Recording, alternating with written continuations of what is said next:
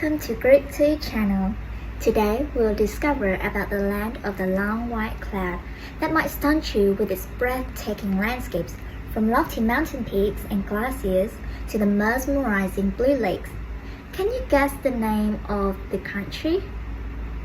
Yes, it is New Zealand. New Zealand is a remote, mountainous group of islands in the southeastern Pacific Ocean. The two main islands, the north and south, are separated by the Cook Strait, and Australia is its nearest neighbor, which is 1,600 kilometers away. Because of its remote location, New Zealand boasts an array of natural wonders that are worthy of being at the top of any traveler's bucket list. Two words to combine to forge the identity of New Zealand nature are unique and primitive. One of the things that make New Zealand special is how wonderful the people are. New Zealanders, or Kiwis as we are known, are laid back, friendly, and always up for an adventure.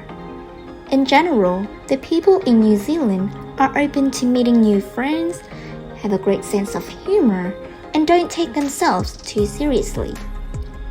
Next is the Maori culture, which makes New Zealand truly unique and special in the world.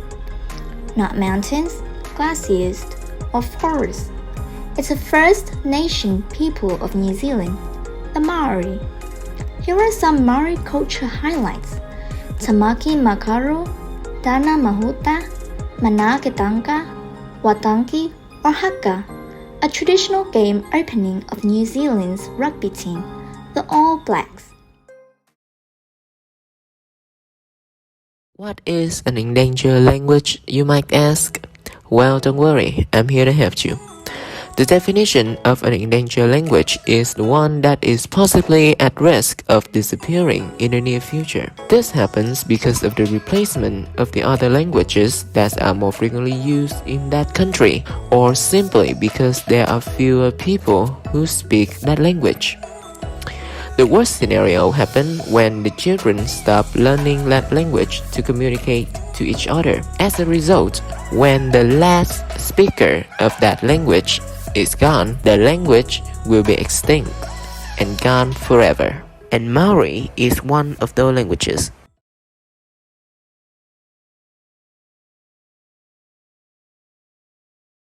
The Maori language, or revilO in Eastern Polynesian language, that belong to the wider Austronesian language family, is closely related to Hawaiian.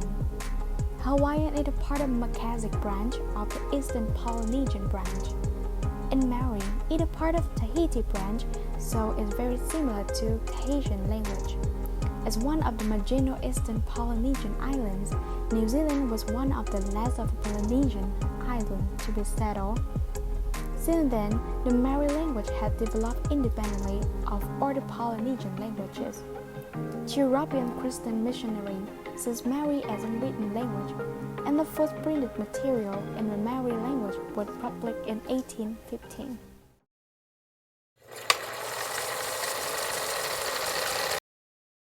In the last 200 years, the history of Maori language, revilO, has been ups and downs. So, Maori is an endangered language. At the beginning of the 19th century, the Maori language evolved in revilO over several hundred years. There were also regional variation that probably widened because local populations were relatively isolated.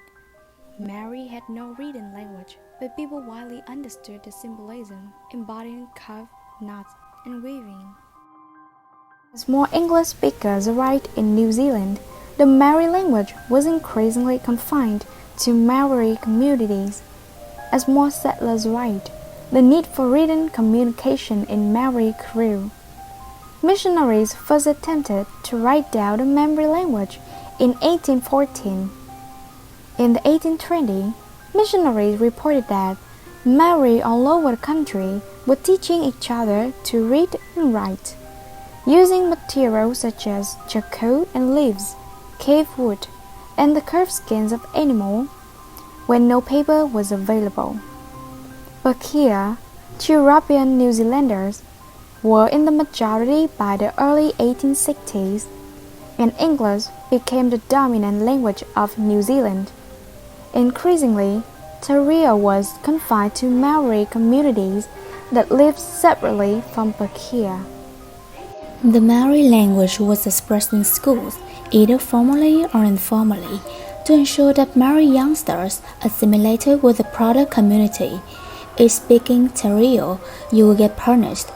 By the 1920s, only a few private schools still taught Maori grammar. Korea Pakeha, which means speaking English, was essential for Maori people. Increasing numbers learned English because they needed it in the workplace or on the sports field. By the mid-20th century, there were concerns that the language was dying out. The language that Maori spoke was changing. English became the primary source of borrowed words, altered that Maori usage to fit euphonically and chromatically. After the Second World War, Maori moved into urban areas more significantly. Before the war, about 75% of Maori lived in rural areas. 2 decades later, approximately 60% lived in urban centers. It led to a rapid decline in the number of Maori speakers. By the 1980s, fewer than 20% of Maori knew enough te reo to be native speakers. Even for those people, Maori was ceasing to be the everyday language in the home. Several things have been done to save this language. Every year, since 1975, New Zealand has marked Maori Language Week. This is a time for all New Zealanders to celebrate te reo Maori and to use more Maori phrases in everyday life. Te reo Maori is undergoing a resurgence and more people speak the language. There are Maori language schools, Maori radio stations, and also Maori television channel. Here's our 10 common phrases of Maori language that you guys can practice at home. First of all, if you want to greet someone, you can use the phrase tēnā koe, which means hello in formal form, or simply kia ora if you want to make it informal. Next up is the phrase for you to greet people in the morning, which is morena. It means good morning. The next phrase for you guys is when you want to introduce yourself. It's call your name ahau. For example, if I want to introduce myself as Ryan, I'm gonna say ko Ryan ahau. Next is kete pehia koe. It means how are you or how are you doing?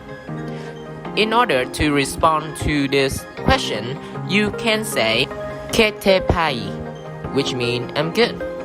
Next is tēnā rawa atu koe, which means thank you very much. So next time, if you want to show some appreciation to some local Maori people, this phrase could help you a lot. This phrase is more simple. It's kia kaha, which means be strong. It is just simply a sign to show moral support. Another saying in Maori is harikoa, which means be happy. It is a very famous saying that the Maori people always speak to each other. The next phrase is haere mai, which means welcome. So if you see it anywhere, it is a sign to welcome you to come in. And lastly, if you want to end the conversation or you want to leave, just say ka kite, which means see you, and if you like, add ano, which is again.